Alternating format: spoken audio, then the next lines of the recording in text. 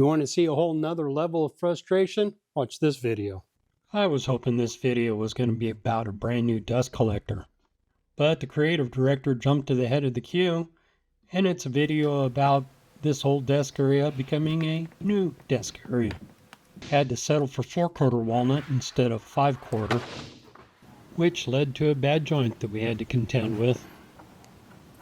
And lastly, I finally got to use my Rubio Monocoat that I've had for about 5 years, but I think it was bad. For the desk build, I already had this 29-inch tall drawer stack. Works perfect on the left side. Gonna replace this old shelf with a walnut shelf and replace this old nasty light. The lumber I buy only has one good edge, so we ripped it to get the best yield we could. Check for grain match. Got to make sure you have opposing grains for stability. And made sure that I had enough width and enough length, which I didn't. I cut everything to rough length and then let it rest overnight. You know what else I need in the shop? A joiner. And since I don't have a joiner, when I get this all laid out, I check and I see how my edges are. If you don't have a joiner, you can use a track saw, you can redo it on the table saw, or you can put it through your router table. But these look like they're going to work for us. Drew a pencil triangle so I don't forget the layout. Guess what? I don't have a Festool domino either. But I do have biscuits. Don't need biscuits for strength here. Just helps with the alignment of the top for the glue up. And smoke becomes a theme here. So before we glue it up, going for a little dry fit. Well, I guess I'm going to use a brush instead of my finger. Once I got everything lined up in place, I started with an opposing clamp and worked from the center out. I always check to make sure that my boards are flat up against the clamps. That way I don't really need to have a call system. Not sure from the center out is critical. I've done it different ways and got decent results each time. If you need a call, this is how you would do it. This came out really good. We're going to come back in about 30-40 minutes and scrape off some of this glue. We don't use good chisels to scrape glue. Now sometimes if these joints aren't what you want, you can take just a little bit of glue, a little bit of sawdust, rub it in there. Hides all sins. Once it was done cooking, I flipped it over and had to scrape the bottom. Ran it through my wide belt sander that had 80 grit in it. It only took off 4 thousandths at a time, so you can imagine it took quite a few passes. Gonna fill the voids with resin, so I gotta clean them out with a dental tool and some air first. Blow out knots like this, but I'll fix that later. Black resin from Total Boat always does the trick.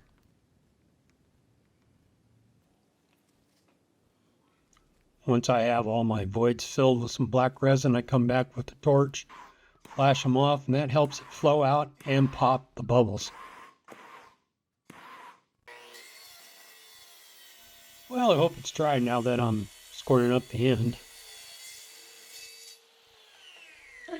Even though I had already sanded this on the wide belt sander, you still have to come back and sand it to get all the striations out. And with the 80 grit, it left some pretty decent grooves. So this almost turned out to be a little futile. We had to go back over and feed it through. This time I changed the belt out to 150 grit. I really tried to avoid doing this because changing the belts is really a pain. Then I could go ahead and finish sand it, starting with 150 and finish with 220. And here's where the problem started. Need 24 inches, but all we have is about 25 1/4. Now let's do some math. If I want to maintain a 24-inch top and have an 1.5-inch looking face, add in the saw curve, and we're going to need 25 5/8. Means we're at least 3/8 not wide enough, which means I can't do my waterfall miter edge faux look. Instead, we're just going to rip this to 24 inches, and whatever's left, we're just going to roll right underneath like that and create our buildup that way. And we also have the same problem here, and I'm not going to be able to fold that down underneath for a miter fold, or even have enough cutoff to roll this underneath like that. So we're going to have to do something really fancy here. And that's what we did. Ripped it to 24, and with the leftover piece, we just rolled it underneath, like so. Nice elbow. So we have a double exposed end, and we're going to have to wrap around this way. And I'm going to have to put a 45 down at this angle and a 45 up from this edge angle here. I wasn't feeling particularly confident about doing it this way, but my only other option was to put this in the burn pile, so we'll give it a try. I'm just trying to get enough here so I can actually use the track saw to make this cut without getting too close to the end. Now you can see why smoke becomes a recurring theme on this build. So I just slowly worked it back a little bit and got as close as I could till I felt good, and then when it felt good, I went ahead and cut all the way through. Or should I say, burned my way through. Believe it or not, it actually worked. Just a little trim and we were good to go. Now, I don't suggest that you try this because it was kind of a pain, but I did surprise myself. Did it? So I used the Tight Bond CA glue combination trick for gluing this in place. Nearly gluing my hand in place as well. Securely in place, I rubbed a little sawdust to hide this god-awful joint. And got the chance to sand. And trimmed it off, this time without burning through it. Now that we had the hard part done, we went ahead and started running the build-up using just about as many clamps as possible.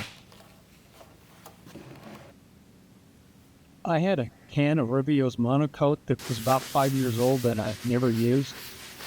And I could tell something was up when I was rubbing it in. Wasn't getting the sheen I thought we should have, even after I came back and wiped up all the excess. I'm thinking maybe the can went bad over time, and luckily this was on the bottom of the top. Here's what the other guys won't show you. How they make mistakes and fix it. 3 kinds of woodworkers: those that use wood dough, those that will use wood dough, and those that lie about it. While I let the wood dough dry, I go ahead and get on my profiles. Then I'm going to come back and sand, and I'll probably sand just about 98% of this wood dough off. But I just keep working it, running my corners, cleaning up my profiles, and just pretty much smoothing everything up. If you want to see what it's going to look like finished, I always rub a little acetone on there, and it gives me just the right depth. Doesn't leave an oily residue behind and evaporates quickly. This end piece is going to be real dark. That allows me to use this trick with some flat black spray paint. Not unlike the wood dough, I just sand off what I need till I get the effect or the look that I'm going for. Probably sand off about 98% of it. But you just use a nice light feathering touch till you get the results that you're looking for. It ended up being acceptable, especially to the creative director. She loved it.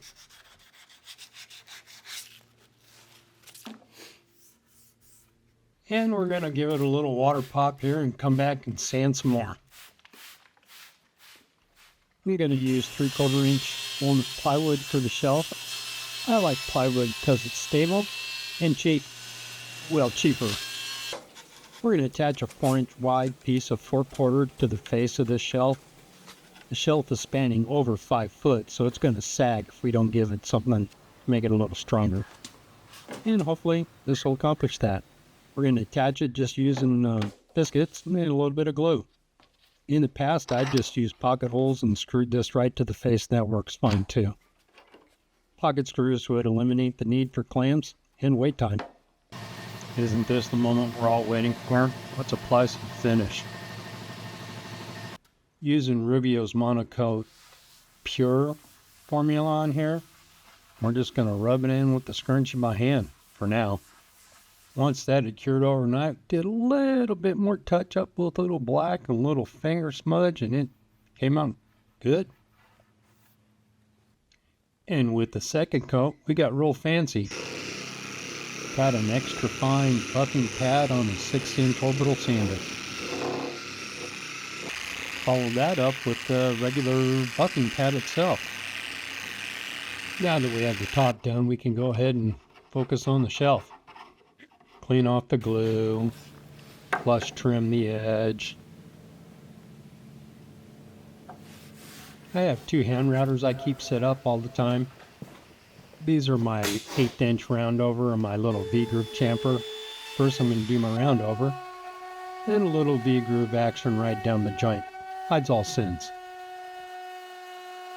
Pretty decent camera work of how I use a square block and a piece of sandpaper in the groove to clean it up. Well, I guess I didn't show you how I put the finish on this, but this is what it looked like when it was finished. Now the drawer stack had been sitting around for a while, so there were some cracks and gaps that need to have a little caulking. Little touch up with some white lacquer to get these things all freshened up and acceptable for the creative director. You know what's nerve-wracking? Cutting a hole saw in your brand new finished top or shelf. Had these little desk grommets laying around, they're perfect. Also had these sitting around for a long time and finally decided I'd use them. Just double stick tape to the bottom of the shelf to use for the desk lighting. Put some more towards the front so to have better lighting. And little test here, we got some, looks like white, and there's some red, and there's some green. Grandson 3D printed me some parts, and this is going to be the hold downs for the top into the cleats, which are these that are plywood banded walnut that we have to feed through the router table and put a 1/4-inch groove in. I'm sure you've seen other makers on YouTube make these out of wood.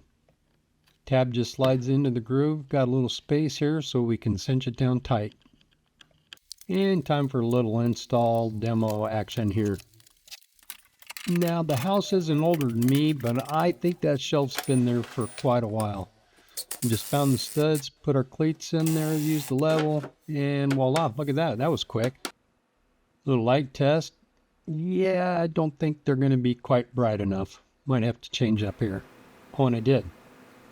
Next day delivery, they're going to sit right on a little 1x cleat. We're going to clamp that into place, screw it off, and double stick tape these LED lights right to the cleat, and check this out. Way brighter and much more acceptable. I already have 2 coats of Rubios on here, but I'm going to put this on. They're a little louder to cut. If you're not familiar with this stuff, it's from Blacktail Studio, Nano Coat. I just bought the whole kit, that way nothing would be missing. It's got a very deliberate process. First you got to clean it with the cleaner, which I think is just some alcohol and water. But I like to support these guys. Once you have it clean, you use the hard coat and you do it in small sections. He's got a video on the exact application, so I'm not going to bore you. But you wipe that on, you let it sit for about a minute. You level it off, and then you come back in another minute and you buff it.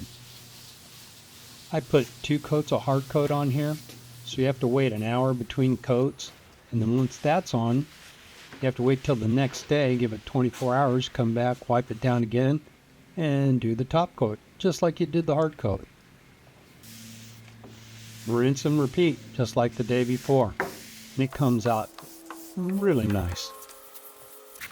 Drawback is you have to wait a week before you can actually use the desktop.